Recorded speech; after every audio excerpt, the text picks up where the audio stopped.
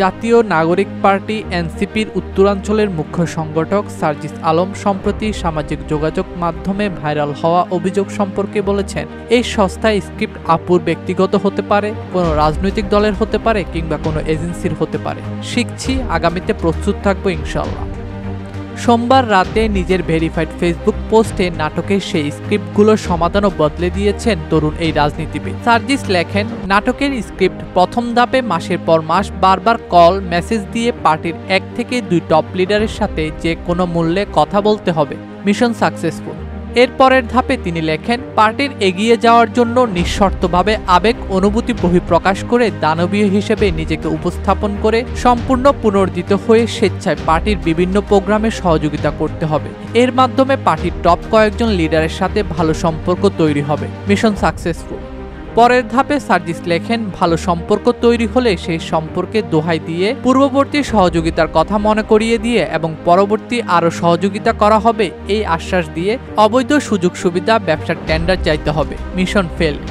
ওই পোস্টের চতুর্থ ধাপে সার্জিস উল্লেখ করেন, যদি দুর্ভাগ্যক্রমে কাঙ্ক্ষিত চাওয়া পূরণ না হয় তখন হোয়াটসঅ্যাপ কনভারসেশনের স্ক্রিনশট, ভয়েস মেসেজ চুরি করে করা সহযোগিতার ভিডিও এসব অন্য রাজনৈতিক দলের সোশ্যাল মিডিয়া অ্যাক্টিভিস্টের মাধ্যমে ছড়িয়ে দিয়ে প্রশ্নবিদ্ধ করার পুরাতন এবং নোংরা রাজনৈতিক গেম খেলতে হবে।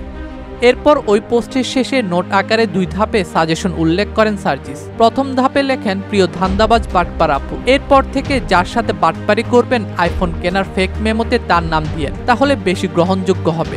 আরও ভালো হবে যদি এমন সস্তা জিনিস দিয়ে স্ক্রিপ্ট না বানিয়ে দামি কিছু দিয়ে বানান। তিনি আরও লেখেন, কারো সাথে ছেঁচড়ামি করার ইচ্ছা থাকলে তার সাথে হোয়াটসঅ্যাপে আরও বেশি মেসেজ করবেন, কল কম দিবেন।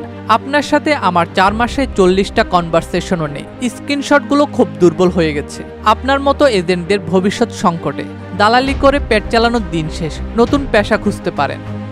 শেষ নোটে সার্জিস আলম লেখেন, এই সস্তা স্ক্রিপ্ট আপুর ব্যক্তিগত হতে পারে, কোনো রাজনৈতিক দলেরও হতে পারে কিংবা কোনো এজেন্সিরও হতে পারে। শিখছি, আগামীতে প্রস্তুত থাকবো ইনশাল্লাহ।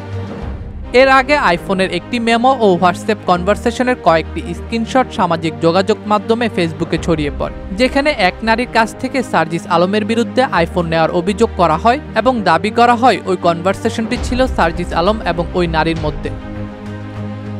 ডেস্ক রিপোর্ট, দৈনিক দেশকা।